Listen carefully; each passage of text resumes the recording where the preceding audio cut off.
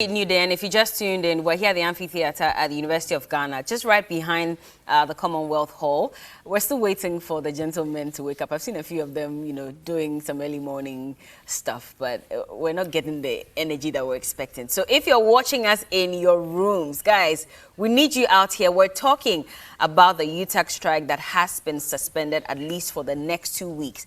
And the UTAG is saying that if government does not step in and give them exactly what they're asking for, they're going to resume the strike. Now, when UTAG announced this, of course, we know that there are 15 units of UTAG across the public universities in the country. Now, per the Article 5 of the university, constitution, it says that if you make a decision, well, you have to give all the 15 units the chance to also vote, whether they're in favor of it or against it. As it stands now, UAW has voted and they are against the lifting of the strike. And they're saying that they don't trust government to actually give them all the demands that they are making. But at the moment, KNUSC has issued a statement. Students and lecturers are supposed to report to campus by tomorrow. GIJ has also issued a statement. Students are expected back on campus on Monday for lectures to begin. And we're going to be speaking to the student representatives for TAIN and TESCON. We're also expecting the NUG's General Secretary to also join us. He's not here yet. But this morning, I have Raymond Edem Tamaklo. He's the TAIN president for University of Ghana. Good morning, Raymond. Good morning. How are you doing? I'm very well. Yourself? Everything okay? I'm good. Thank you very much. Have you been on campus all through, or you went home for a while? Yes, I've been on campus all through. You didn't have much of a choice, did you? Exactly. I see. Okay. Well, also this morning, I have Jesse Eduam. He's a TESCON president for University of Ghana, Legon campus. Good morning. Good morning. How are you doing? I'm very You also fine. haven't been home? I've been around. I've been home and I've been around as well. Home. Okay. But usually when you're around, even though there's a strike, what do you do? What do you do exactly? It depends. It depends on the student in question. Aside academics here, though, there's a lot of students who are into other extracurricular stuff. Okay. So, in as much as this particular strike has had adverse effects on academics, also people who have extracurricular activities now have enough time to go about that. Okay. And earn from it, for some of them, as they do, and then also to pursue other stuff that in their own interest. So you weren't here as president because you were expected to be on campus to at least still rally and encourage students? That's not why you were on campus most of the time, even throughout the strike? Yes, or you had your personal reasons? Yes, I thought because of the positions that you occupy, students expected that you still be here even if lectures are not ongoing. No? But how has it been? Raymond, maybe I'll start with you. What has it been like? We are in the 7th week, and in fact, if UTAG had not temporarily called off the strike, this would have been the 7th straight week that they embarked on this strike. Yes, and so indeed, it has been the 7th week that UTAG has embarked on this strike, and it has been very stressful for we as students. We have become very stranded on the various campuses, public institutions across the country. We are learning that UTAG has taken a decision to call off the strike. But I listened to the lawyer for UTAG yesterday in a presser where he says that the strike is going to persist until after members of UTAG have conclusively voted on the decision by NEC to call off the strike and allow for negotiations for another 2 weeks. And so I believe that in this heightened tension between the government and UTAG, that has resulted in this unusually prolonged strike action has put students at a very disadvantaged position. You come to the various campuses, you see that students are lecturing around, some are stranded. The stipends that parents have given to their wards to sustain them during the semester, was depleting and all of that. And then there was also a question of security because there was no proper coordination on the various university campuses. You could see that criminals and then other people who are not even on campus saw that as an opportunity to invade and attack students when they were unsuspecting. Yes, parents have also paid exorbitant fees, accommodation and tuition, expecting that when their wards come to school, they are going to be having personal contact hours at the lecture halls with their teachers. But that was not the situation. Now, parents who have paid accommodation at the private, hostels, while the strike is ongoing, managers of those hostels are not going to take into consideration the strike and all of that. So it would mean that if the semester is prolonged beyond its schedule, then parents may have to pay extra more. But this is not the first time. I mean, last year, they had to prolong the semester just to accommodate those 3 weeks that were lost. Also, when, UTAG went on strike. Yeah, that is the case. But this one has prolonged than usual. I think last year was around just 3 weeks. Yeah. Now we have 7 weeks. And that is just too much. So no lecturer was even coming to not at all, the lecture hall all. to at least even give you areas to read? Nothing? Not at all. And if you may have learned, or if you have become aware, then you would know that a student had died at the University of Ghana. Yeah. He went swimming, there is no probable cause to jump to the conclusion that indeed it was the cause or the effect of the strike. But just maybe, if teaching and learning activities were going on, that student may have been involved in a group studies, may have been completing an assignment or doing a personal studies than choosing to go and swim at the swimming pool. And so these are some of the, untenable adverse effects of this prolonged strike. And for me, surprisingly, government has remained unconcerned about the plight of our lecturers. How do you say unconcerned? Because when they even announced, when UTAG announced that it was embarking on a strike on the 10th, I remember that on the 13th, they met a deputy minister, I believe, of labor and employment, I believe, at that time, just so that they can deliberate and figure out the way forward. So if you say they remain unconcerned over time, and even in their statement yesterday, UTAG said that during the strike action, UTAG had several meetings with the employer and other stakeholders in tertiary education in Ghana. And these meetings included University Students Association, Vice Chancellors in Ghana, Ministry of Education, Graduate Students Association, Ministry of Education, again on the 10th of February, and on the 8th of February, University Students Association and Parliamentary Select Committee. So at every point, they were being engaged by one group or the other. Yeah. So like I've already said, last year, August 2nd, UTAG embarked on a strike. But they have had to recall the strike because government wanted them to. They wanted to go back to the drawing table, they wanted to go back to the negotiation table, and then factor out means within which they may meet the demands of our lecturers.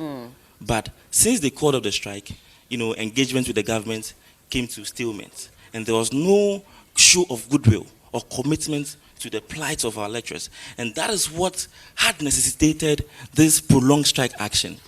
Now, if indeed government was committed to, addressing and mitigating the plight of our lecturers, then they may not have wanted to use, or they would not have used the NLC to bully them or coerce them back to the lecture halls. Is that what happened? It is what it is. Use the NLC to bully them? Exactly. But now, the NLC also has its labor laws, and it says that we cannot engage you. In fact, they said they are just middlemen, but your employers cannot engage you while you're on strike. So call off the strike, let's engage you and see the way forward. Even before the strike action, there was a calculated attempt by the NLC to evade, a service or notice that they had wanted to embark on strike. That is what the UTAG Secretary for University of Ghana says on several occasions, and indeed it is the fact. Now you go to the court, and the judges in their own wisdom have told both parties to go back to the drawing table. That is what government should have done from the very beginning. Now you go to court. Now UTAG has also taken an entrenched position. Government is intransigent, and now you have students at the middle who are suffering. We have become, elements of collateral damage. Were you in favor of the strike in the beginning? As a group, I believe. Initially, I was not in favor of the strike action. Okay. But so then, I had to put myself in the shoes of my lecturers. That since 2010, they have been demanding for better conditions of services. Since 2010. Are you speaking in the capacity as president of TAIN, or this is your personal opinion? It is my personal opinion. Your personal opinion. Exactly. But was TAIN in support of the strike?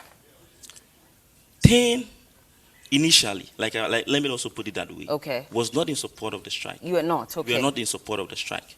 But we also had to, consider the plight of our lecturers. Okay. But then we knew that government is the only authority that had the final responsibility and the final mandate to bring amicable resolution to the matter. So you think that if the president had stepped in, that would have been fine? Exactly. Okay. Because you had Dr. Kwabena Evans of KNUSA. He's the vice president over there. He has said on several occasions that there's one person who could have spoken and they would have gone back to the lecture halls. And that was the president of the country. But he has also derelicted his responsibilities, acting as though he knows nothing about the strike that was happening. And I mean, it is a disservice. How so? He has. And I'll come to you shortly, JC, but how do you say that the president elected his duties when he has also delegated people to handle such situations. That's why we have the Ministry of Education. That is why we have the Ministry of Employment and Labor Relations and all of that. So those people were supposed to have handled the situation. Clearly, the agencies of government who were supposed to handle the issue was beyond, the ability to contain it. Okay. That is why we have this prolonged strike action of about 7 weeks. And so if the president has stepped in at the premature stages, I believe we wouldn't have gotten to this stage. Exactly. JC, I remember that when UTAG went on strike, we came back on this campus to interview a few students. And I remember that the NUC secretary at that time had stated that NUCS was in full support of the strike because for a long time, UTAG had been making requests for their interim market premium to be reversed, that 114% on their basic salary. And since 2013 up until, January, nothing had been done. And so they were in full support and they expected government to also do its part just to give the university teachers what they deserve. Now, that was on, I think, sometime in January. Then on 2nd February, they come back and say that we don't like the entrenched positions that both UTAG and the university and government have taken because now students are suffering. For TESCON, where did you stand at that point? Okay, so for TESCON, I'll say that we've always sided with students. Okay. Yes, because I believe that, I was siding with my brother until he brought in his political gimmicks. But the truth remains that TESCON side with students. Why am I saying so? Students are the ones that are facing the rippling effect of this particular strike.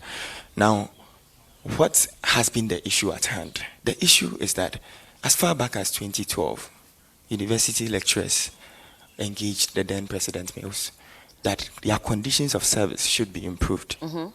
That was as far back as 2012. That was when the $2,084.34 was agreed upon to be paid to entry point salary for lecturers. Mm-hmm. Now, what has been the issue subsequently? Is it that series of governments, NDC and MPP, have failed to fulfill this particular commitment made by the late Prof. Mills, may rest in peace wherever he is, or it is a case where, as my brother is trying to paint, it is the MPP government that is trying to, be insensitive. But it's the MPP that is in power at the Exactly, moment. and that is why I will come to that particular point. So the issue has been that even his own NDC government, under President Mahama, from 2013 to 2016, failed to fulfill what, if today he indeed, he is representing the position of his party, if he indeed sides with UTAG and then he starts with the fact that their plight is supposed to be fulfilled. I believe that John Dramani Mahama should have fulfilled that by paying or meeting the improvement of conditions of service of UTAG. Nonetheless, what has this particular government done? That is the most important thing. Government immediately UTAG displayed their intention of going on strike, called them to the table.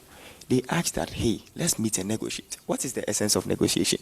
In fact, when there is entrenched position, negotiation cannot see fruition. So the main thing here is that government showed commitment. Government thinks about students. So government showed commitment by meeting up with the leadership of UTAG. Before they went on strike or after? I'm even referring to the initial meeting that they held when, somewhere last year. Okay. Yes. Okay. Government met with them. And then per the information that is available to us, it is UTAG that is rather failing to compromise. How are they failing to compromise? Now, they said government agreed. In fact, at that time when they had that meeting, there was some agreement that whatever their demands were, government was going to find a way around it. And nothing happened, which is why they even tried to serve the NLC a notice of their strike. NLC at that time said they had gone on Christmas break for a long time. They won't come back till sometime in January. Good. So they could not even give them that notice early enough before the strike. Bella, I can say on authority that this is mere assumption. Was any official notice from either government or UTAG? When you say mere assumption, this is UTAG speaking about UTAG all these but issues. There should have been something out there for us to believe that indeed government agreed. For sure, that would have even not led us to this particular point. That government committed to it that, we have assured you we are paying the 2,084 entry point salary. But even when they called off the strike sometime last year after the vice president met them, they said that government had promised that they will address their concerns. Nothing happened. Address their concern, and which is what government has done.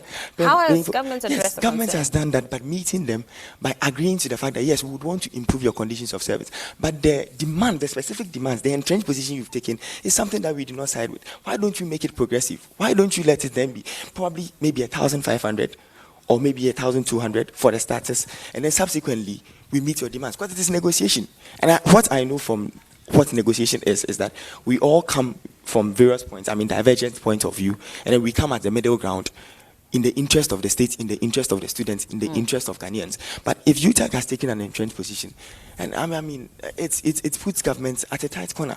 I would have loved that UTAG would, at least to an extent, go by, okay, fine. So after meeting with government, we agreed that, okay, fine, we are compromising, and we are asking that, well, if you reduce what we are expecting of you, maybe by 10%, by 20%, okay, we would still, we would accept it, and then we would know that, yes, UTAG has made that effort from their angle. You remember that Zimbabwean lecturer who got an appointment to lecture at KNUST, and he declined over poor salary. In fact, what he said in the letter was, he's Dr. Matthew Chiwaridzo. He stated that the annual salary of 55,104.05 Ghana cedis, which is $760 per month, is not comparable to a monthly basic salary of a lecturer, even at the University of Zimbabwe. University of Zimbabwe, they are making $1,283 per month. So even a foreign lecturer who had come into the country was complaining. Does it not speak to the fact that we have not treated our university lecturers well enough? Yeah, you see, the truth and facts of the matter is that we are talking about Ghana. We are talking about UTAG, University Teachers Association of Ghana. Yes, he's a foreign lecturer. And I think there are other incentives that they even benefit from, aside the regular salary that they're supposed to get. Their economy is different from our economy, yes. This is Ghana. The issue remains that UTAG is based on the agreement that they went with Prof. Mills in 2012 and subsequently 2013, which Prof.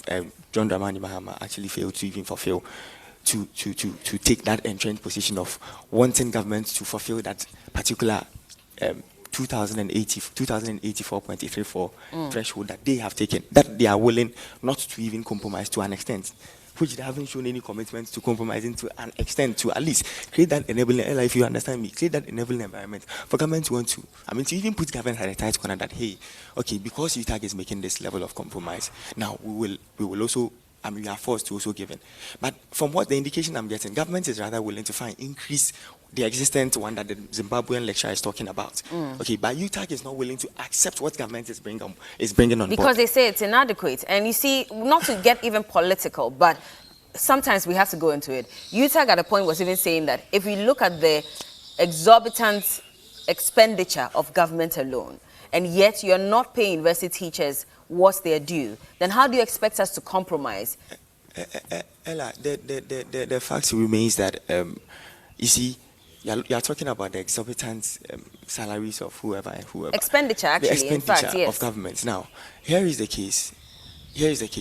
Even the 2,000 that they are talking about, some of them are even saying that for that is even low. Some also. But that's for the entrance. Good. So entrance it means that not all lecturers are even earning that particular $997 entry point salary, because some have even been in the system for a long while. So the fact remains that, you see, the conditions of service of the average Ghanaian lecturer ought to be improved. But should it be that lecturers have taken an entrenched position, and by that fact, government should not, in fact, have a chance with them by they compromising a bit for government to also give in, and then, go through that beta period. So clearly, government also took an entrenched position. Government's position has been that, okay, let's meet because I want to improve your conditions of service.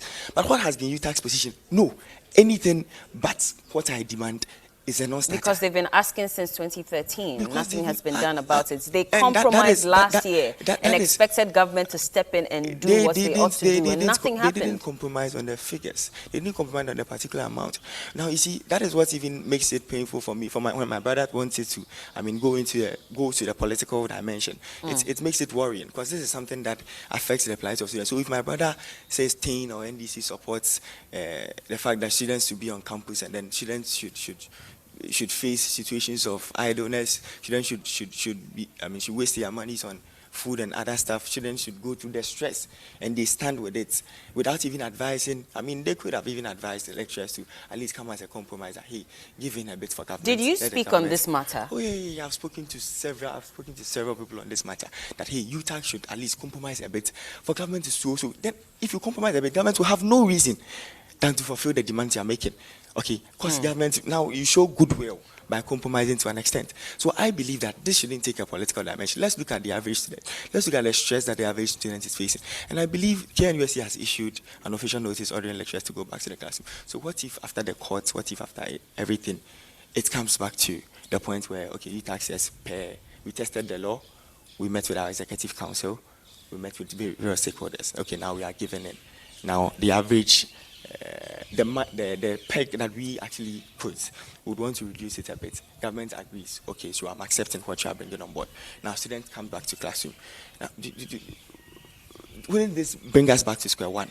Yeah, but what if they also do not agree and decide to embark on the strike again or resume the strike after 14 days? After 14 days. So that would mean that UTAG is also trying to at least not give any room for government and also showing goodwill to the students and then to the good people of Ghana. But honestly speaking, the truth remains that there are MPP persons, there are government officials, there are party officials whose children are students on this particular campus. In fact, these people also have, I mean, genuinely, they would want their children to be learning.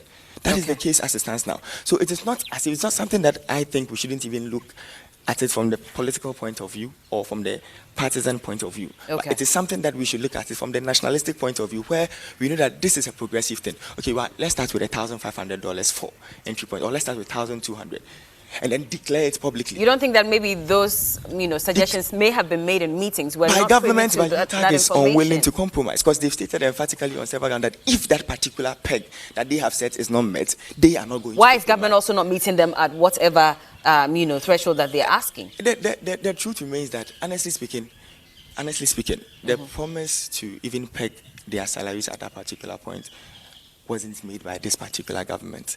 It wasn't even a manifesto promise. I would want to put it on the record. But these are some of the things that sometimes you look at the plight of the lecturers and then you compromise. You accuse him of going political, yes, but you are also going political. He went political, so that is why. That's why you're equalizing? I'm not equalizing. That is why I'm stating the fact on some of the decisions of government. So I believe that if UTAG at least lessens the burden for government would also, come at it. It would be forced. Government hands will be tied to actually fulfill whatever demands that, whatever middle points that both sides would come to. And I believe that is the way forward as it stands now. But students are suffering. And TESCON, our position is that we side with students, and UTAG too should at least, if my brother would side with me, should at least come at a compromise.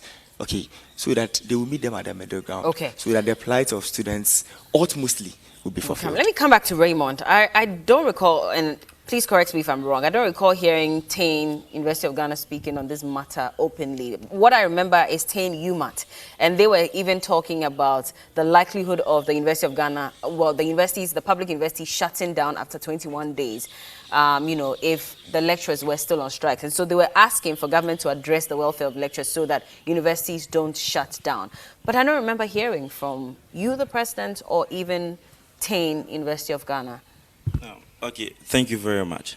I, for one, and my members as well, have been engaged in a series of activism and advocacy on behalf of our lecturers, asking that government, expedite measures to meet and mitigate the plight of our lecturers so that teaching and learning activities could be restored to the various lecture halls. You may have heard of COCUS, the Coalition of Concerned University Students. I am a co-convener of that coalition. And you were the ones who embarked on the strike. Were you on that strike, demonstration? I was there. You were there. It shows you the stance of that coalition. Jesse, hold on. It shows you the stance of that coalition. It shows the stance of that coalition? Yes. Well, he says coalition. Yeah. And so maybe other... Exactly. He's a key convener. Other factions also joined. It was not just maybe NDC, but you allow him to speak. NDC. How did that demonstration go, by the way? Yeah, and because you had to join we had high hopes NDC that if we during their demonstration as a vehicle to press home our needs, the government was going to see the urgency, the emergency in what we are saying, that the university students have become stranded by the prolonged nature of this strike action.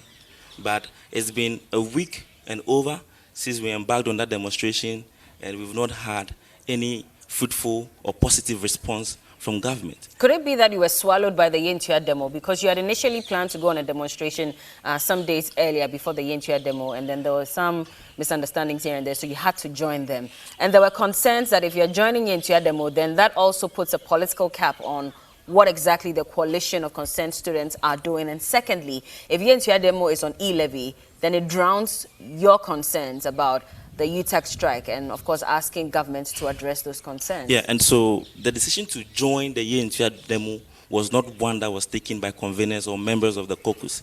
We had wanted to embark on a separate demonstration, but we believed that there was a concerted frustration from the Ghana Police Service, where we recounted situations where they have come to campus to meet us to tell us that the agreed upon, or the agreed upon route that we agreed upon in previous meeting with the Ghana Police Service, we are not going to be able to use those routes because it was going to pose national security threat. I mean, how could concerned university students march from Okonglo to the Flagstaff House and to Parliament cause national security threat? And that's what you were told. And so, yeah, exactly. And as part of alternatives that the police suggested to us, they told us that the NDC and other concerned groups. So that demonstration was not embarked on by just NDC. We had NAPCO trainees, we have Unemployed Graduates Association, we have Care Ghana, a whole lot of concerned groups joined that demonstration. And they suggested to us that instead of embarking on a separate demonstration, which may cause or which may pose a national security threat, we should join the Yentua demonstration. And that was a problem for you. I remember that when NAPCO embarked on their demonstration as well, they had initially planned to embark on that demonstration on the 15th of February. And they said that they had claimed that there were some frustrations here and there, and so they had to move it to the 17th. I remember that morning I spoke to DCOP Idi Lansa Seidu. He's the Greater Accra Regional Police Commander. And he explained why sometimes they are not able to provide security on the specific days that groups ask to demonstrate because of logistics. And so if they know that in a week there are going to be about 5 demonstrations on 5 different days, they do not have the logistics for each day, and so they'd rather you all come together. They'll give you one day so you can go on that demonstration. Could that not have been the reason? Yeah, in isolation, that could have been a very good reason. But like I've already said, we had initial arrangements with the police. We had agreed on routes and the days of our demonstration. A night or a day before the demonstration, we had a regional police command where we had agreed on the final modalities to conduct our demonstration. Then, later in the night, around 11 p.m., then you come to tell us that if we embark on the demonstration, it was going to pose national security threat. I mean, this is a concerted and a clear case of frustration and intimidation. And so we were, should I say, cajoled or forced to join the Yentua demonstration. Well, a week and a few days later, after this demonstration that you embarked on, now lecturers are saying that UTAG is saying this is a temporary, we're holding on to the strike temporarily, and if after 14 days nothing happens, we'll resume it. You don't think that that demonstration played a role? I honestly do not think that the demonstration played a role because, I mean, we've had several instances where government pledged to show some goodwill at the point of negotiation, but it all came to stalemate. And so for me personally, and then on behalf of all Ghanaian students, I don't think that this new plans to negotiate with UTAG lecturers is going to bore out any positive outcome. I mean, instead of finding knee-jerk solutions to the matter, we should be thinking about bringing long-lasting, amicable resolutions where we don't have to be facing intermittent strike actions, in the academic semester. Already, the academic semester have had to succumb to the exigencies of COVID-19. Last academic year, instead of doing a 13-week, calendar, it was compressed into a 6 weeks intensive learning. Now, in the 2021-2022 academic calendar, where we're supposed to be having the full complement of the semester, we may now have to be facing strike actions that has had to prolong beyond 7 weeks. Okay. Well, just to mention, we've also just been joined by the General Secretary of the National Union of Ghana Students, Julius Kwame Anthony, excuse me. And, well, I've been looking to interact with him as well, so I'll just go to him straight away. Good morning. I hope you're well. Good morning. You're I'm late very this well. morning, by the way. Rather unfortunate. You're pardoned. Don't worry. Let's carry on. But I was just reading something from Nooks. I remember when UTAG embarked on strike, Nooks came out and you actually spoke and said you were in support of UTAG strike because they had been asking for, better conditions of service and nothing had been done about it. And so you were hoping that government will address the problem. Now, fast forward sometime in February, early parts of February. Now you come out and you say that you are not too happy with the entrenched positions of both UTAG and government because the students are suffering. How do you move from supporting UTAG to now being in the middle and saying that we're not agreeing with the positions that both of the negotiating parties have taken? Yeah. So we supported UTAG's actions on principle. That is the fact that there was a strike action at the late part of last year, which the public called on UTAG to, call off so that we proceed. And even though all their demands were not met, they, suspended the strike so that we could complete that academic calendar. And then we believe that it is in the best interest of students for strikes to be called off completely before academic calendars resume or begin in the first place, rather than we have a situation where we start school and then in the middle of it, the calendar is curtailed of a sort. So that is why we backed the UTAG action, so that if government meets their demands before we resume school proper, then we wouldn't have the situation where we start school and then they would have to go back on strike and all those kind of things. That is why we backed UTAG. But then, in conversations, as the, negotiations, I don't even want to call it negotiations because most of them were just backdoor conversations, not proper negotiations to arrive at any modalities. You don't think they were proper negotiations? No. Why do you say that? Because we had situations where you have UTAG representatives going to meet agencies of government and then the officials that are supposed to represent government are somewhat inconsequential in the conversation. If I'm supposed to have a meeting over my conditions of service, salary, and all those things, then instead of a minister for finance, you send a special aide or somebody who comes, listens to me, and then says that, okay, I've heard your issues, but I'm not the one to call the shots. So we would now have to revert to them and all. That sort of attitude from government towards UTAG and all that was not pleasant. Okay. And then we realized that at some point, UTAG members would just say that, okay, we don't even want to meet you, that sort of thing. You saw the NLC's call for them to meet and all. Yeah. If you are refusing to meet, then you make us backing you, very difficult. Because we are backing you and you say you don't want to meet. So where does the solution come from? So that is why we would have to come to that point where we would be calling on both sides not to take entrenched stance on the issues. It's because of UTAG's refusal to meet at a time where the NLC and all those bodies were willing to now meet them. We didn't find that, rather pleasurable to support. That is why we came to the middle. So for UTAG especially, because I remember that the executive secretary of the NLC had complained that and he had stated clearly that we cannot negotiate with you. And by the way, they are not the negotiating party. They are just the intermediary. But they were saying that government cannot negotiate with you as per the law if you are still on strike. You need to call off the strike before we can even sit down and negotiate. You see, this is where I have I've been saying that the law is not always a solution. Sometimes society even goes ahead of the law. What happens is that we have a labor law or a labor act which actually seeks to deter strikes. If you observe the structure of the law, it's even partial in favor of the employer or in favor of government. So when these issues arise, it is up to governments to demonstrate some level of good faith and play the bigger, person role in the issues, because ultimate responsibility for UTAG members who are demanding better condition of service and students who are bearing the brunt of the strike actions lies with the same government. So government cannot go and hide behind the issue of the law says this and be doing that. They must always play the bigger person in every situation.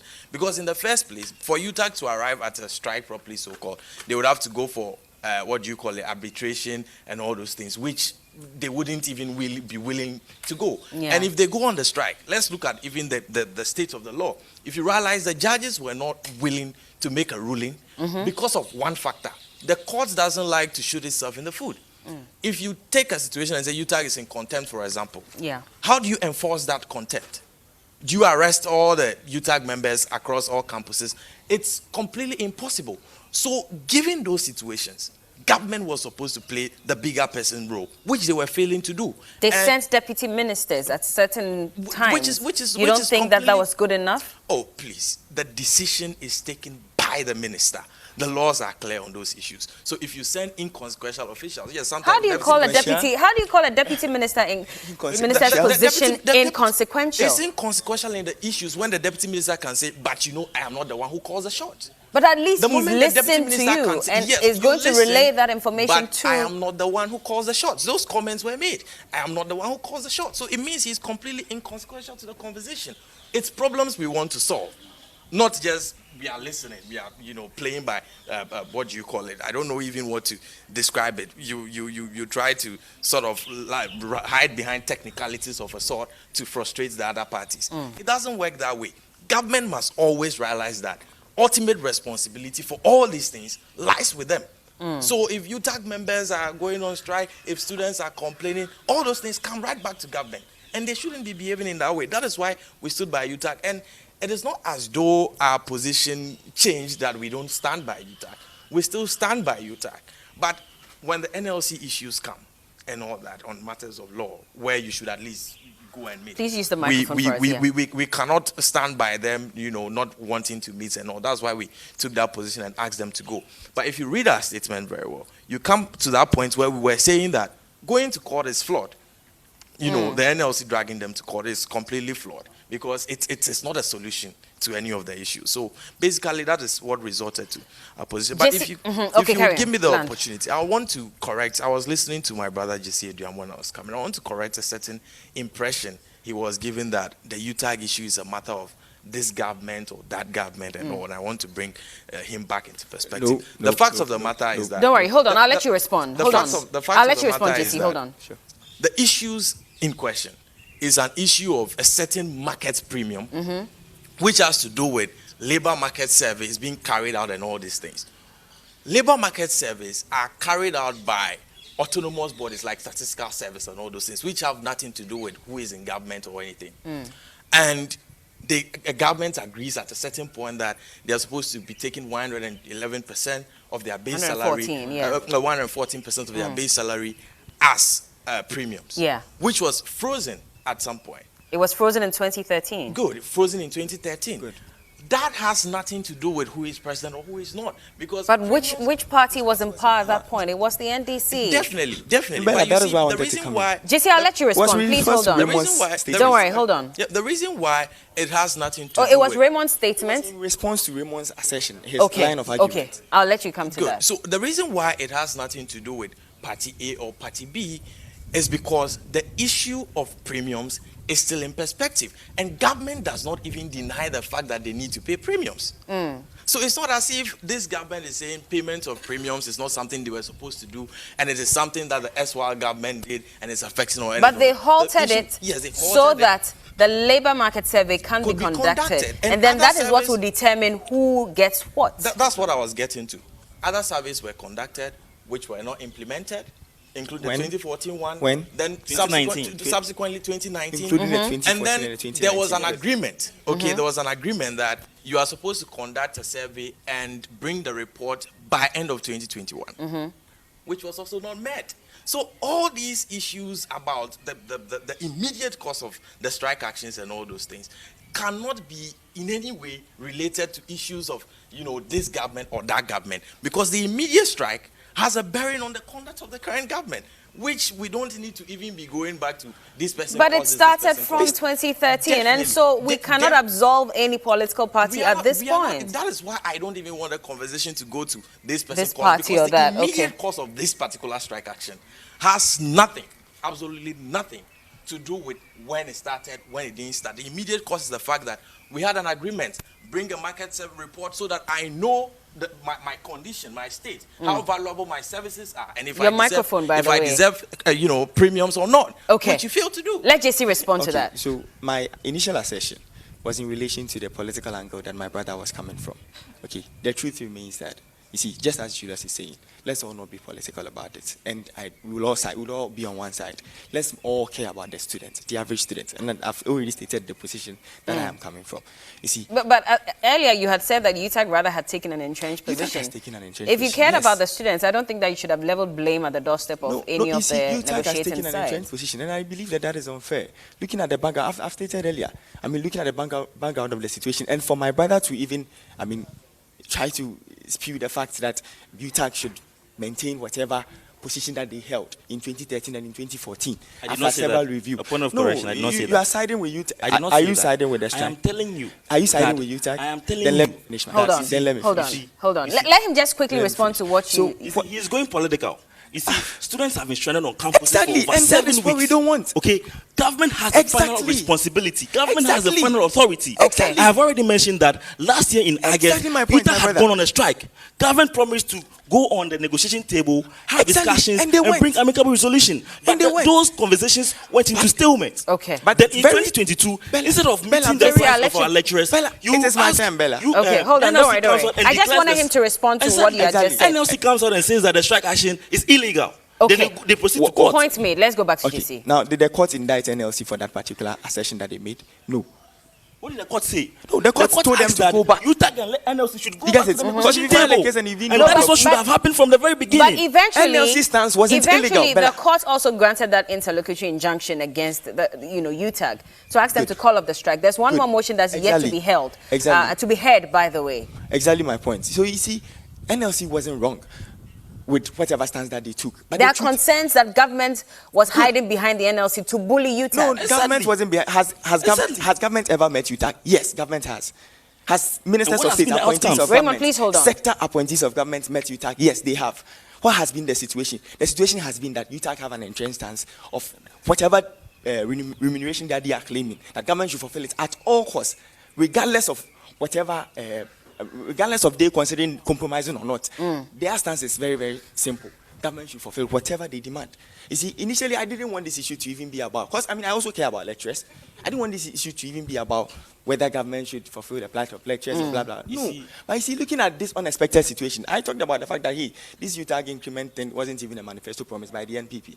It was an agreement. It shouldn't matter. have to be It a matter shouldn't of matter. It shouldn't manifesto matter about promise or that. whatever. Exactly. So for him, Because if we're even going to go on manifesto promises, there are a number of promises that have not been Exactly my fulfilled. point, Bella. And we've been talking about the rent, my brother will allow me to rent speak. assistance scheme My that has brother will not allow been me to fulfilled for speak. young people. Exactly my So let's point. not even go into manifesto because you have not fulfilled all your my point promises. is simple. My stance is simple. You see, we care about the average students. Honestly, I told you, I mean, students on campus are not, I mean, aside the fact that people have affiliations, so I mean, this strike doesn't affect political colors. It affects the Ghanaian students. So I believe that UTAG should come as a compromise for government to also, I mean, fulfill, to be forced. And that's why I was even saying that government would be forced by UTAG's compromise to fulfill whichever demands Well, that they government are has been making. forced to this point, at least, no? You see, here's the point about the issue of compromise and UTAG not, He has trying taken to an lead government. and with It's news, not a matter of with news, entrenched I don't position. understand And that. let me Hold on, give hold you. on. Let me give you. I allowed him they are to speak. dilly-dally. I would have wanted Let me- everyone to speak, but let's let me just give let you him the speak perspective quickly. to why you can't even be making claims of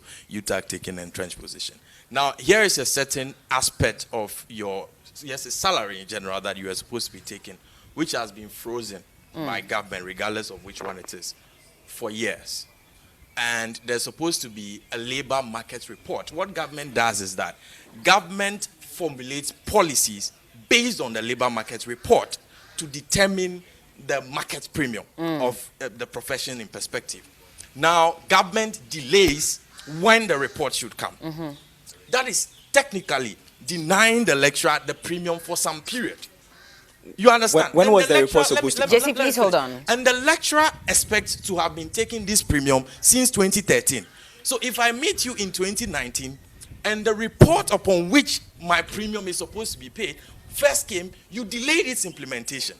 Then another one, which you were supposed to complete by end of 2021, you delay it again. When and was the tell me first that. one? And tell me The that. first one was in 2014, by the way, and that's the one that they did not implement. And tell me that. And tell Sure, me thank that.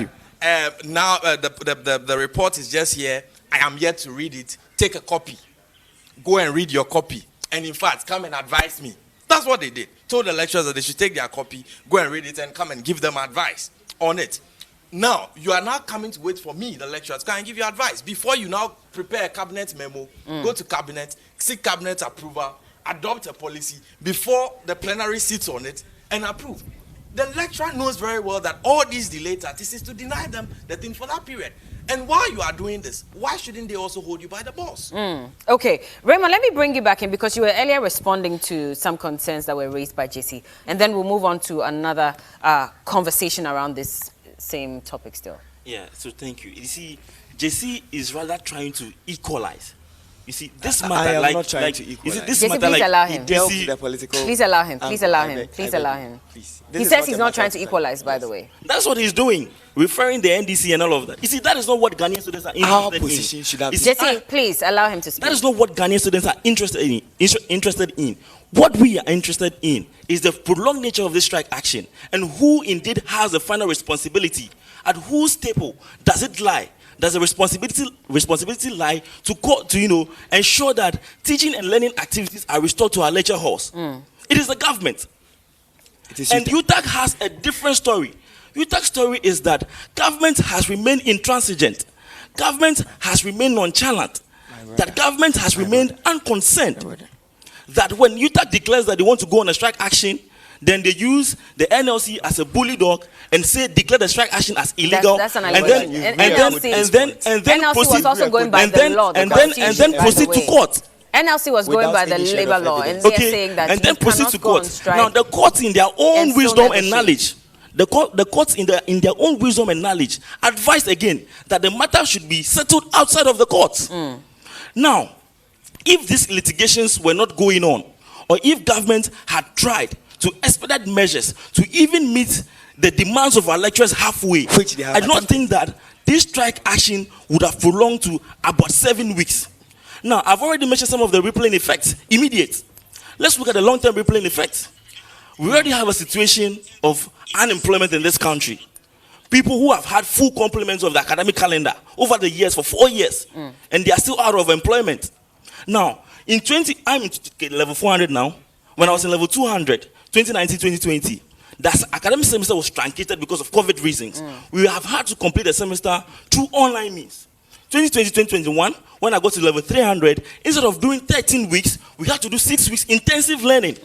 So you are subtracting the contact hours. Now, in 2021, 2022, when I get to 400, then there are intermittent strike actions. Now, what that is going to mean is that employers are going to have fears, are going to have concerns that because we've not had the adequate contact hours where lecturers are able to imbibe us or bequeath to us the necessary skills to compete in the job market, they may not want to employ us. They will tag us as unemployable graduates. You cannot say that for a fact. Yes, it is you a cannot fact. say that for Now a fact. hold on. When you go to You the cannot UK, say that for a fact. you see, I when mean, you we go to all the- didn't see hold on, COVID hold on, coming anyway. hold on. Yes, when you go to the It UK, hit students you see, the same way it hits you see, now, companies as well. you see, when you go to See the who is more UK, political? when you go to the UK today, employers are not willing to employ graduates from the COVID system because they said there were no contact hours. They have had to graduate through online means. Ella, It is a reality. Ella, is this By mere the, so- by the way, it's Bella, by the way. Bella, is it mere The assertion? world, That is a reality. So is it the mere world has insinuation that my become brother is making? technological. Of course, thanks to COVID Is it as mere well. insinuation? It's like we're just spearheaded into it very fast. And so you cannot say that you won't can you employ just someone say that because they without studied any shred of online. evidence? Yes. Did they still get the requisite skills? Whether it was Now, online you see, or now it let was me even physical. let me tell you something. Okay, to have physical contact hours, to be able to be lectured in a lecture halls, where even you do a presentation in class. Okay, if you are able to stand before your colleagues and make a presentation on an assignment, even that alone gives you some confidence that when you go into the job market or you are employed in the corporate sector, you are able to stand before people, But people do to pitch presentations ideas. on Zoom, Well, on a quick Microsoft rebuttal Teams. to They that. still Hold do on. presentations. You see- Ella, Hold on, my I'll let brother- you come. No, my brother is trying to downplay the relevance of even pursuing master's degree from Oxford online. He's trying to downplay the That is what relevance I'm of doing. electronic But learning I'm telling completely. you, I am telling And you that the is very situation in sad. our country. Okay. That, Bella, that is very graduates sad. who have had He's trying the to full downplay the complements essence of the of academic electronic calendar learning. for Okay. 4 years. People- I Okay. don't necessarily done agree so because much I so. know that Yes. a lot of businesses also moved online. There were people who were Exactly. doing presentations Bella. online as well. So Bella. you Exactly. cannot Let's not necessarily even say that divert from just the because I subject matter, studied Ella. online, it means that I have lost the Bella, physical but I contact am hours. telling And you, so that I am affects telling my you ability that to present. I am telling you that, okay, people who have had the full complement of academic calendar for 4 years, okay, are staying in the house. Whichever way. I mean, there have been complaints by companies anyway. Unemployment that rate our educational has risen by more than 5% since is even 2017. more theoretical than practical. Unemployment is on the rise. So even in the past, now when you were have to getting, subtract hold on, Raymond, even though you were even getting physical contact hours in the classrooms, companies were saying that a lot of you or a lot of us come out of school without the requisite skills. All we do is theory, and we barely even have, the practical knowledge. So fact, this argument, the online to some extent, is rather it even moot? make us more abreast with Hold on, let presentations. JC speak quickly. The online studies even rather make us more abreast with presentations, with electronic mode of learning. I mean, the modern way. Because at a point in time, I wrote an article in 2020, advocating. I'm someone that sometimes advocates. Fine, it may not even sit down well with my government. I mean, very well with my government, but I advocate. My brother here can bear merit. I wrote an article on the fact that looking at issues with even accommodation and all that, our population keeps increasing. A lot more people keep getting educated. Can't get free SHS now. Education benchmark, the average people that enter universities annually has improved drastically. So Ghana's education rate, I mean, the rate of educated persons in Ghana would, improve drastically in the next 10 years. Okay, but should we say that now, looking at universities, let me take Legon, because Legon has vast land, like looking at schools like UPS and everything, should it be that as our population is continuously increasing to even 50 million and 50 million plus, should governments continue to, should agencies, universities in collaboration with governments or the major stakeholders continue to even put up structures, okay, to facilitate learning just because they want students to get a place to sleep? As it stands now, yes, because infrastructure is not enough. But I wrote an article, it's a personal stance that I have, that we should even modify our mode of learning because it makes us more abreast. That is the international standards. If you go to UK, Oxford, and all those universities, aside the very traditional ones that, in fact, they don't use so much, much acreage of land in order to facilitate university education. It is about building a system, an electronic system that facilitates learning and makes learning very easy. So my brother's assertion of trying to look at me, my stance has been that UTAG and government should have been come as a government. Students are suffering, and we stand with students. Yeah. This is the time they should come back to the classroom. But he taking it to downplaying electronic means of learning and all that is sad, honestly speaking. He's trying to divert from the subject matter. Let Julius also come in. I think that this is where I agree with JC in principle on the fact that online learning modes to be facilitated and all. That being granted, there is a sad reality that our situation is not the case that we prepared to go into online modes of learning and all those things. It's a situation where it has been one way or the other forced on them and all. I was in the University of Ghana, and when the COVID situation came, strike came, and we had to finish the semester in that period, I saw the kind of online education we did. And I compared to what we did in China, which was a more prepared system for online education and not, should I say, a knee-jerk reaction to the strike actions and all those things. So yes, in terms of the quality of delivery, it does not exist because of the situation in which it came. All the same, I agree with him in principle that online modes and all those things should be facilitated. Then moving forward, I disagree with how he wants to downplay the effect of the strike without looking at perspectives such that the academic calendar didn't finish as of when it was supposed to be finished. I took my certificate recently, my degree certificate from the University of Ghana, and they wrote on it that I graduated in November 2021. When in actual fact, I graduated in 2022. I was supposed to graduate in November 2021, but in actual fact, that graduation happened in 2022. Were you still schooling in 2022? Relax. No, I would Jesse, allow him to speak, please. I want to know if you were still schooling. Allow him, please. When you're speaking, nobody interrupts. Were not here to even hold graduation for us. And Jesse, please respect your fellow panelists. Allow them to make their points. When it's your turn, you can. I'm only correct. Do you deny the fact that we actually graduated in 2022? Do you deny it? Oh, do you deny it? It's a yes or no question. Julius, carry on. No, Jesse, I'll let you speak. Hold on. So Jesse, please. Do you deny that we indeed graduated in 2022? Julius, make your points. Please carry on. And please use your microphone. So that happened, and for example, if I want to go to Yale, Oxford, or whatever, and I'm supposed to apply in a certain time because I expected to have graduated actually in November 2021. That didn't materialize.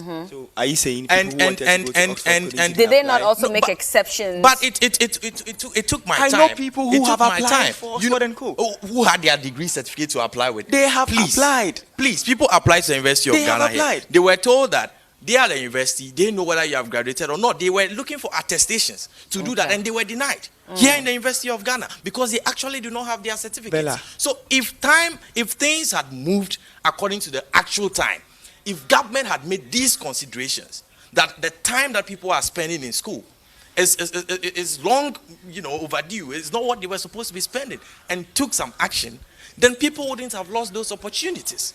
People came here, some of them wanted, proof of English proficiency from the language department. There was no lecturer here to give it to them.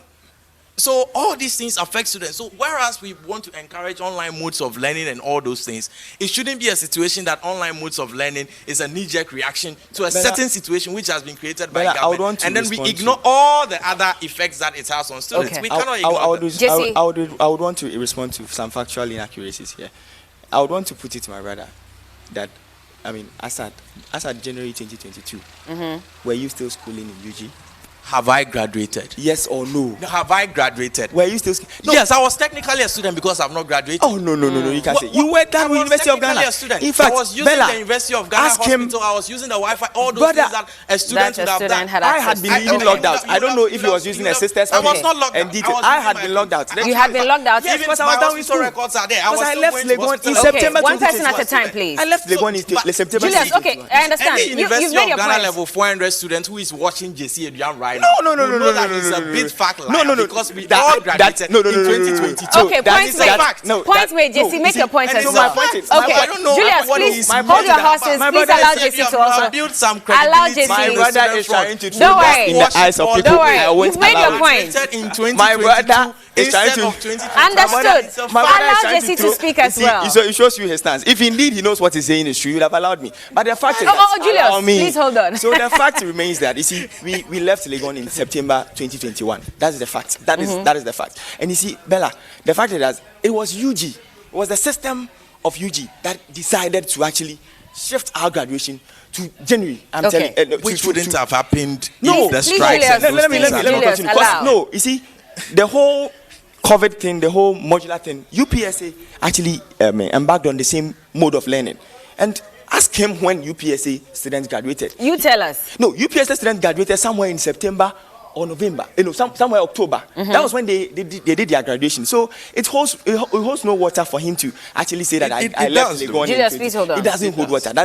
It doesn't hold water. Okay. So I am trying to say that, you see, let's not shift from the technicalities of whether e-learning is good. My NDC brother's assertion is, I don't know if that is the position of their party, that e-learning is not good. But nobody has ever come out to say that e-learning is not good. But then it was fraught with many challenges, and that's we all must admit. Let me finish my point. E-learning was fraught with a number of challenges. But hold on, Raymond, hold on, Raymond, please allow JC. No. Allow JC to finish. See, but Julius's claims were factually inaccurate. I left Legon. In fact, I left Legon in Julius. No, I left Understood. in Allow JC to make his in point. September 2020. It is the school system, the school's calendar, the school structure that decided that, okay, now your graduation would be held in January. And that is what we did.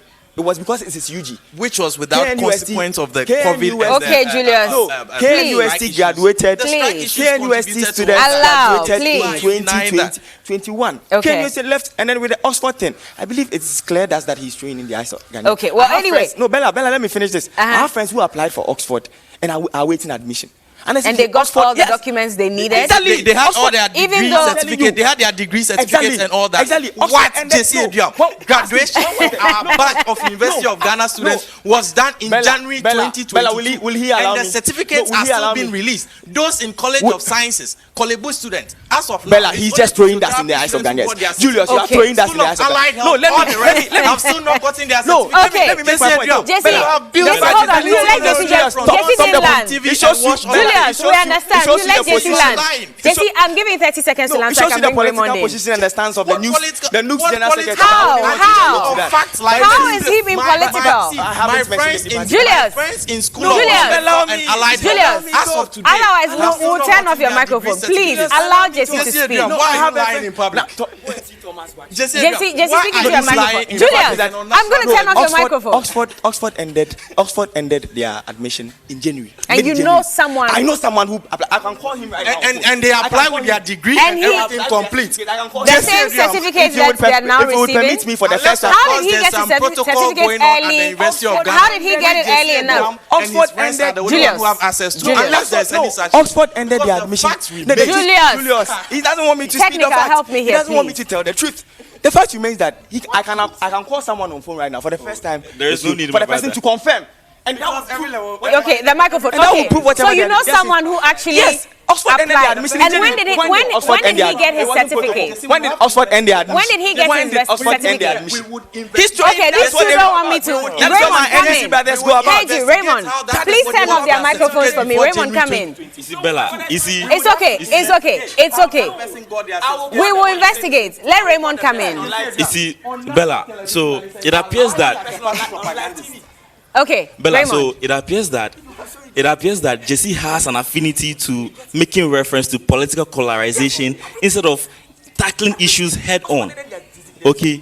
Now, I recall one of the issues that I fought against or I advocated against vehemently was when lecturers at the University of Ghana had posited that as part of contingency plans to make up for the lost 6 or 7 weeks, they were going to release slides to students to go and read at the comfort of their rooms and come and write exams. Right? Yeah. And it indeed does not augur well for the progress of students. That is the fact of the matter. I am not making reference to online studies. They did not state it in there. As part of contingencies, they were going to release slides to students. No contact hours, no administration of lectures online. They were just going to release slides for us to go and read. And I'm telling you that it is a prevailing situation in UK today that graduates that have completed or graduated in the COVID era employers do not want to employ them because they consider that they've not been, imbibed with the requisite skills. Okay, these are some of the rippling effects, and cannot be denied. Okay. And so I've already maintained, and I have said on countless occasions that we must not be in a haste to make political references or try to equalize the situation politically.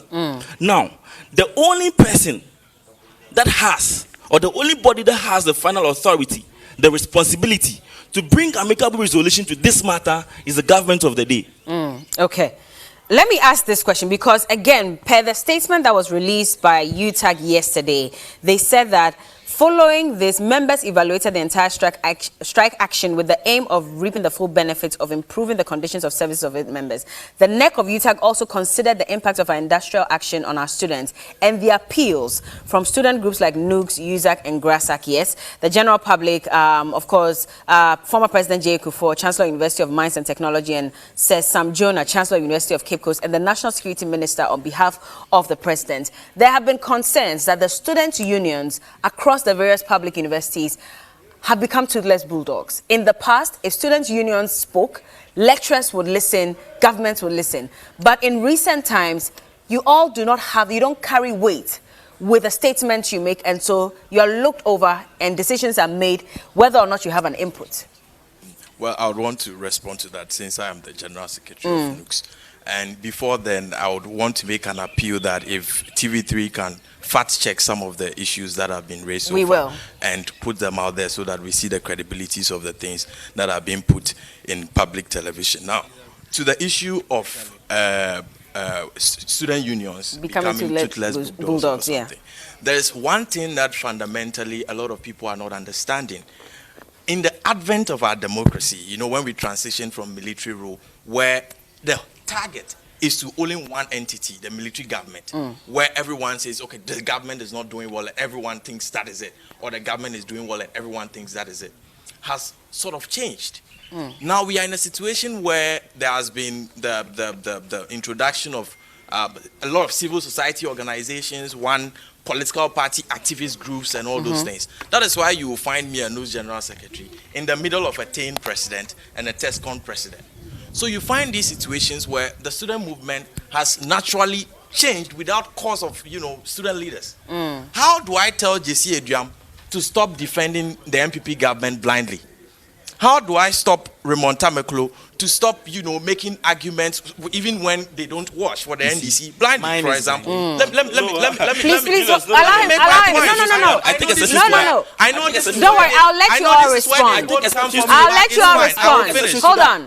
Hold on. I'll let you all respond. I didn't say, Raymond, you do that. I said, how do I? But no, I am not. Well, he says he's not doing it. Yes, but there have been TAIN and TESCON. I have looked at the issues on face value. There have been TAIN and TESCON presidents and executives who have supported their parties, whether or not the policy made sense. Semantic and English language. I never said in the present circumstances they are doing that. So let's move forward. But it is an import someone can derive from utterances. Okay, can Julius make his point, gentlemen? Otherwise, I'll wrap up. I've made that clarity. So let's move forward. How do I stop them? Or how do I stop a TESCON president and a TAIN president to just go on scaled partisan, propaganda of a sort? How do I do that? So you have a situation where the student front has been naturally divided, where the student leader has to stay in the middle and struggle to get the two sides to work towards the common good. And while you are doing that, TESCON has membership, TAIN has membership, CSOs also have their following and all that. It naturally renders how much the student movement could do. It's not a convenient excuse we are making for, not being how people expect. But these are factors that people need to be considering when they are talking about student movements or student leadership groups becoming to Let's Book Doors and all. It's a hard task, okay, getting students on the streets right now. Because if I want to, for example, on the issue of UTAG strike, or on the issue of capping of Gets Fund and all these issues, if I want to do that, I want to put the students on the street. J.C. Eduam will call a TESCON general meeting and tell them that, you see, the news general secretary is coming to do an agenda which is coming to affect our government. So we must derail it. And he will mobilize them and make sure that everything we do, they will try and counter. We have those kind of situations there. But we've always had these subsections of unions, right? Even when NUPS was still heavy-handed with it. See, the change over the years. Gentlemen, I have to wrap up. So allow him to land. I'll give you equal time to also respond. Raymond, no, let's not do this. Gentlemen, no. Let Julius land. Raymond, please turn off their microphones. Julius, We are not 10 seconds to land. 10 seconds. No. Okay, I'll have to wrap up at this point if these gentlemen do not want me to. So please allow Julius. So you see, all those situations naturally exist and are underlining factors that affect, how vibrant the student unions will be. But over this period, this period of the last NUPS administration, we have been trying to do our best to rebrand and remodel, the student leadership funds and all that. And I'm not here to self-aggrandize, but if you do your checks, you would see that we have done our best within this period to try and give NUPS and student unions a very entirely different and new brand. And we believe that if subsequent administrations should keep up to that, we would be able to now reclaim our space. Now, the student unions are fighting to reclaim their space from political party activist groups and all that. And until we, get students to feel that, no, we are a conscience of the nation and bring them together in that line, that issue will still continue, derailing the... All right, let Raymond come in and Jesse will speak and we'll wrap up. At this point, Julius's argument does not wash. It has not washed for a bit. Okay, a purported perception of political polarization within the student front is not enough justification for NUPS. I am not saying that they've elected or shake their responsibility, but it is not enough reason to say that things otherwise they should have done, they have not, because there is some perception of political polarization within the student front. If there is not enough, that is not a justification at all, and you should not go on that tangent. Now, Julius was elected as news general secretary. Personally, I know Julius's political affiliation.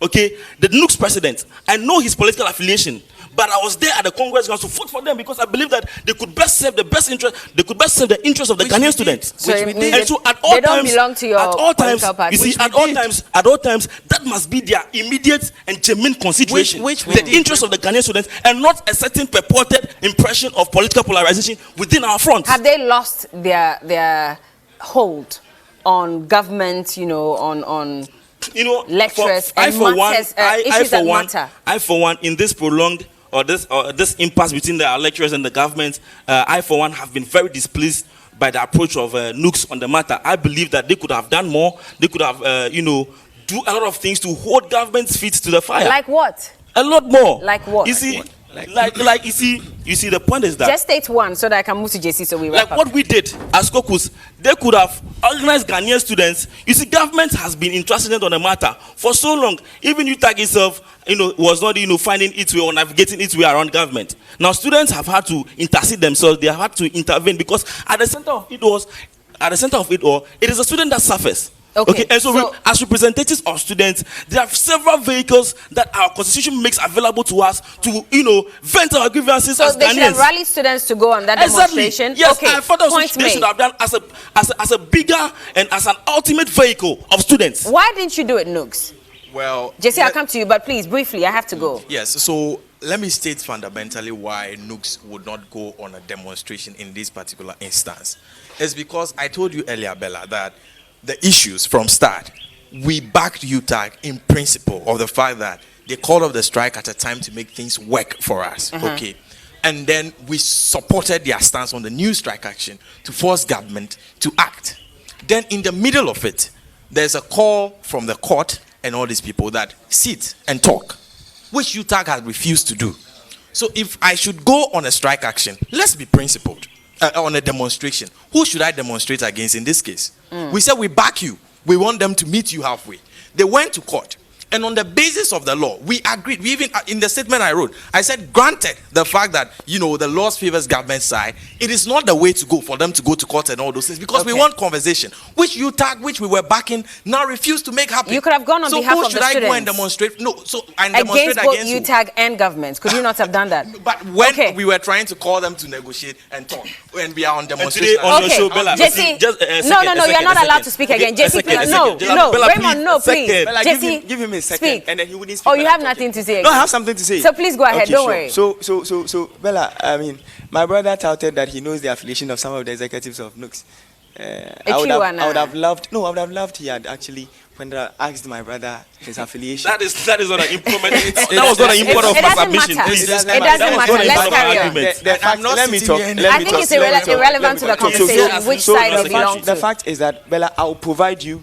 In fact, most of the UK schools, that is very keen to me. I'll provide you facts that show that indeed most of them, their admission ended in February, early February, and then most of them to theirs ended in what mid January. Okay. I'll check that and then forward the facts to you. School of Biomedical and Allied Health. Okay. I am telling you, JC Adrian, that up to now their certificates are not ready. So when it ends because in I was hoping you would respond to the concerns. Were you satisfied with how Were you satisfied with how Nooks handled the strike? We need the fact check. We will fact check. Don't worry.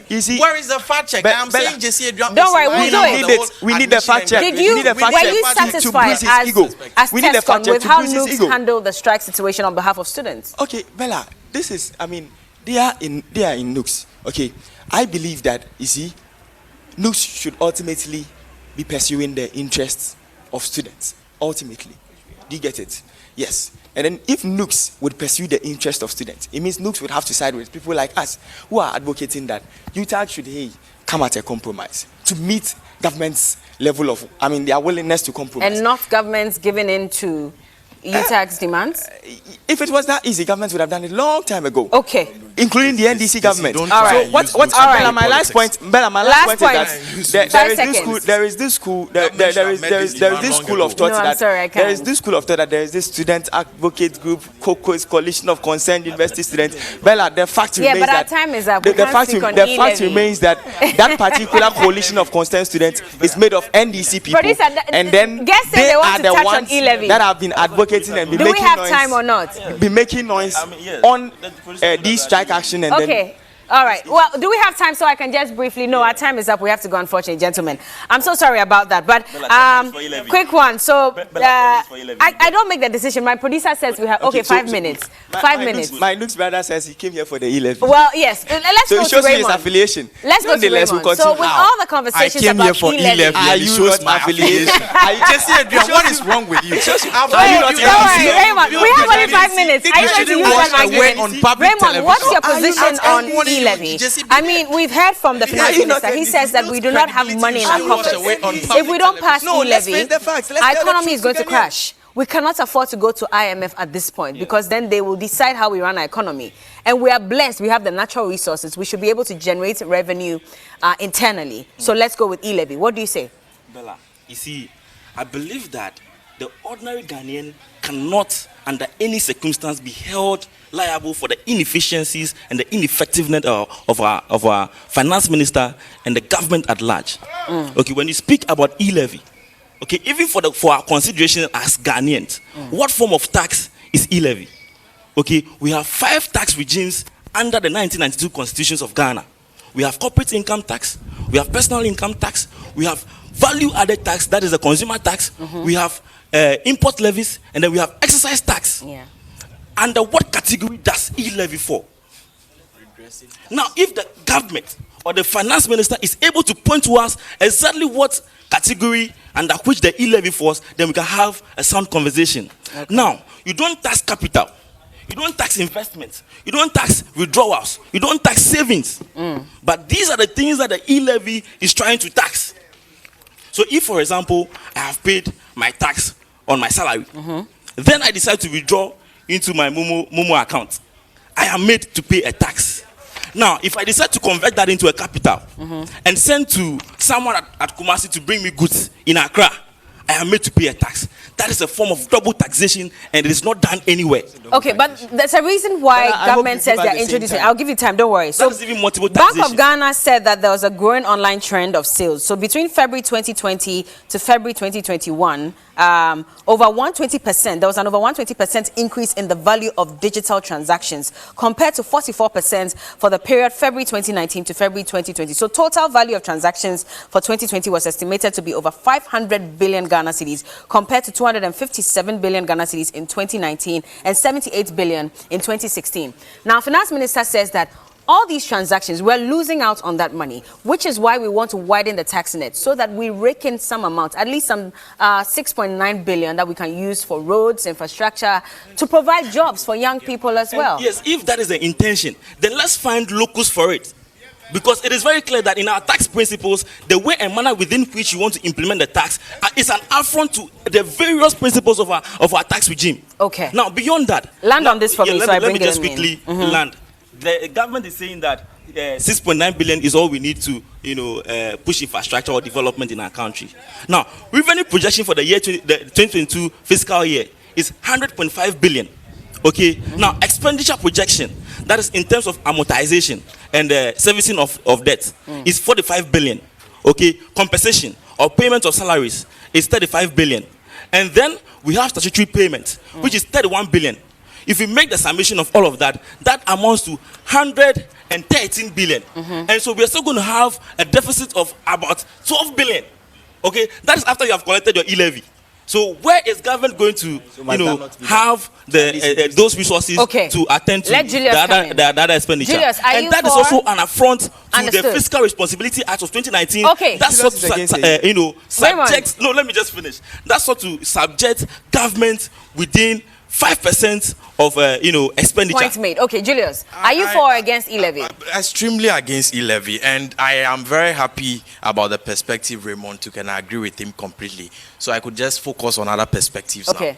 Now, anytime government is to introduce a policy, what government has to look at is government's objectives and then the effect of pursuing those objectives on the market, 1, and 2, on the vulnerable in society.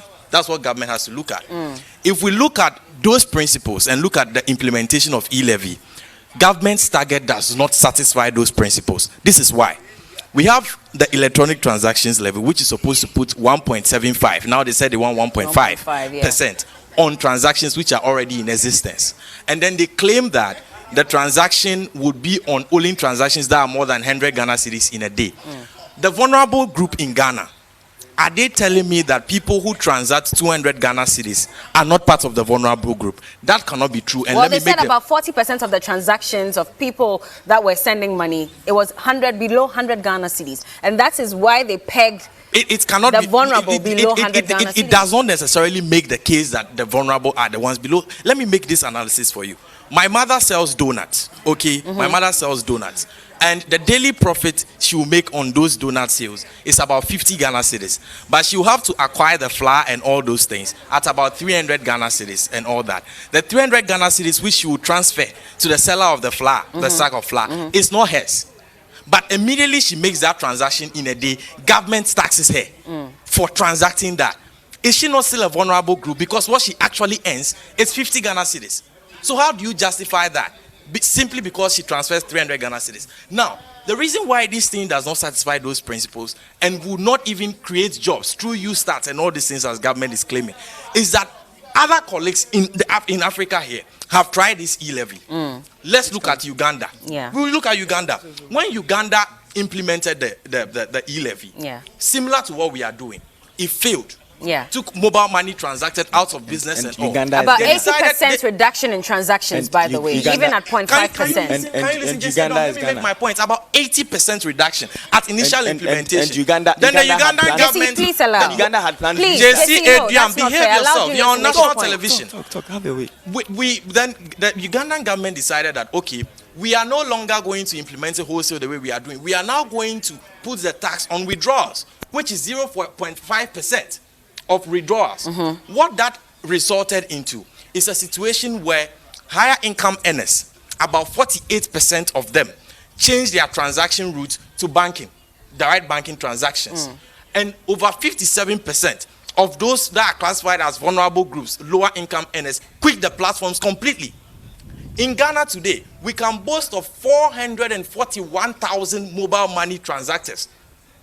And we have a population of 18 million who are active mobile money users. The active ones, not the accounts. The accounts are over 40 million. So if we take the Ugandan perspective, if the same thing happened, the net effect of that policy in Uganda was a 50% reduction in the use of the mobile money transaction. That is even when they reduced it to 0.5 on only withdrawals. So making the same analysis with Ghana, what will be happening is a case where if you implement it, you are going to be taking about half of that 441,000 mobile money transactors out of business. But the Deputy Finance Minister said that they conducted a study and it showed that just about 24% reduction in transactions. But even that, after about 3 months, they will come back. They will recover. Yeah. And that's with a false premise that the vulnerable group are the ones who... It's on a false premise because the vulnerable group, and I just gave you an example of... I'll come to that. We don't have time. BBC is more familiar with IMF, and then if we go, they will be the first to recommend IMF. Hold on, JC, please allow him. I don't have time at all. If we have this situation, it means that the UTAG policy, which was supposed to create jobs, will be counterproductive because you now kick half of mobile money transactors, 444,000 people out of business to give 1 million jobs. That's counterproductive.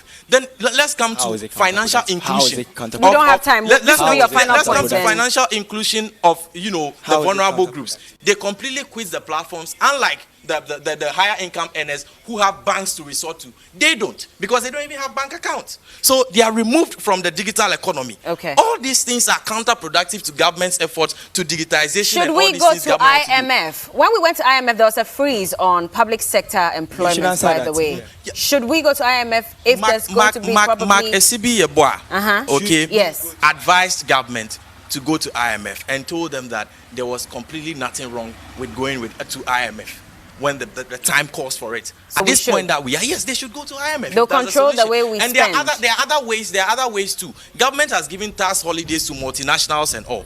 They can reconsider those policies. Okay. JC, please speak so we wrap up. I wanted his personal position on the IMF bit. But he just said it, that it's not... I mean, if Dr. Marcus says we should go, then... Make your point, please. Okay, so my point is that... defending this government for years. Bella, my point is that I would want to... of course, I would ask my brothers not to interject. I'm making a point. I'm building a point. I would want to... And then you are interjecting already. Jesse, you are interjecting already. Not like point. So my point is that, Bella, the e-levy, okay, I sometimes... I mean, when I'm talking to my friends and I'm explaining things to them, I compare the e-levy to the COVID vaccine, the current vaccines that we have in the system. Now, how do I go about it? The current COVID vaccines we have in the system are vaccines that we take. In fact, sometimes when you even take it, there are implications. Do you get it? There are some adverse implications and all that. When you take the current COVID vaccine, I mean, you are injected. That is painful as well. Okay? It doesn't make you immune to the COVID virus. Rather, it reduces drastically your chances of contracting COVID. Or falling sick. Exactly. And that is exactly how this particular e-levy is. It won't solve all government's problems. It it won't solve the entire problems of Ghanaians. But I am with the youth. Must the jobs be created? Has our population increased? Must jobs be created? The Youth Start Initiative, unless they say that the Youth Start Initiative doesn't make sense, then I would also So if jobs need to be created, jobs need to be created, young people should pay e-levy? Not young people. We should all contribute our But it involves young people, that's what I'm yes, saying. we should all. So it's okay. By doing that, we remove 441,000 people out of business. He told me Jesse, he wouldn't carry do that. on. So the e-levy I is have like the just 1 COVID minute. I have vaccine to go. that we need So to the take net increase to ensure that is we only reduce the 200,000 burden on Please. this particular government. That's not fair, gentlemen. Okay? Allow Jesse. When you were speaking, he did not interrupt. Exactly, and that is Please what carry you do. on. So Bella. I believe No. that as it stands now, it is prudent that we chew that paracetamol. That would, help us reduce the effect of our headache. You are We take not that working. particular vaccine. If that your would parents also- are sending you Bella. mobile money, That is why and maybe jobs you also ought have to to be make created. payments, and In you have fact, to make the a Youth Start 1.5%. Bella, Plus let me that explain. 0.5% Bella, that is also implemented from the telcos. Bella. Are you okay with paying that percentage on transactions? Yeah, no, You don't mind? Where are the I facts? don't mind. Bella. Okay. Bella, let me 6.9 state billion that. You see, is supposed Bella, to you see, fund, they didn't allow me. Let me finish my point in 30 hold on. seconds. No, Bella. my No, point is that- Raymond, please. Hold on. My point is that Even the road the minister e-levy, I would says want to to pay state, contractors emphatically, the e-levy is the COVID vaccine. It's just like the COVID vaccine. indeed a It will not vaccine solve. for every It will not problem. solve all our problems. Okay. But it will rather what help us reach Okay. the According point that we to want my Ghana to brother's get to. So assessment- Bella, Okay, we have to go, gentlemen. I'm sorry, my time is up. According I to know my this is brother's interesting, but we have to go. It's neither here According nor to my there. brother's assessment, Daniel. It is neither here Bella, nor there. please. It's According neither to my brother's Ghanaians assessment, abroad pay several 6.9 taxes. billion But as they do not proceeds from complain. e-levy You see- is going to give the Ghanaian youth employment. Yes. Now, for 2022 fiscal year, when you look at the flagship program of government that is supposed to bring jobs to us, is the Youth Start program. Yes. And you see, it would interest you to know the allocation that has been made out of that 6.9 billion to Youth Start. Only 5% of e-levy is being committed to Youth Start. Because they also have to invest in cyber security, in road and infrastructure. You don't come here to throw that in is our an eyes and aspect. tell us that That is 6.9 an aspect. billion is going to create Bella, jobs. But the That is finance an minister says According to the pay the Bella, e-levy so Bella, that we can Bella, also Bella, pay the district Bella. common assembly. No, look at that. Bella, District Bella, assembly Bella, common Minister funds. says No, that Bella. so that he will help farmers. pay Road minister fertilizer. says so he will pay Bella, contractors. Bella, All Bella, these are Bella, lies. Bella, And when you We look have to go, gentlemen. I'm sorry, time is up. It's okay. It's okay. It's okay. It's okay. Allocation to the You've all made your of points. government machinery alone is 3 billion. So they should reduce it. All right. I've been speaking to Raymond Edem Tamaklo. He's the 10th president for University of Ghana. Julius Kwame Anthony is the 54th general secretary of the National Union of Ghana Students. And Jesse Eduam is the TESCON president, University of Ghana, Legon. And I know most of you watching on Facebook were asking why we did not also bring 10 TESCON presidents from UEW, UMAT, KNUSC. We apologize for that.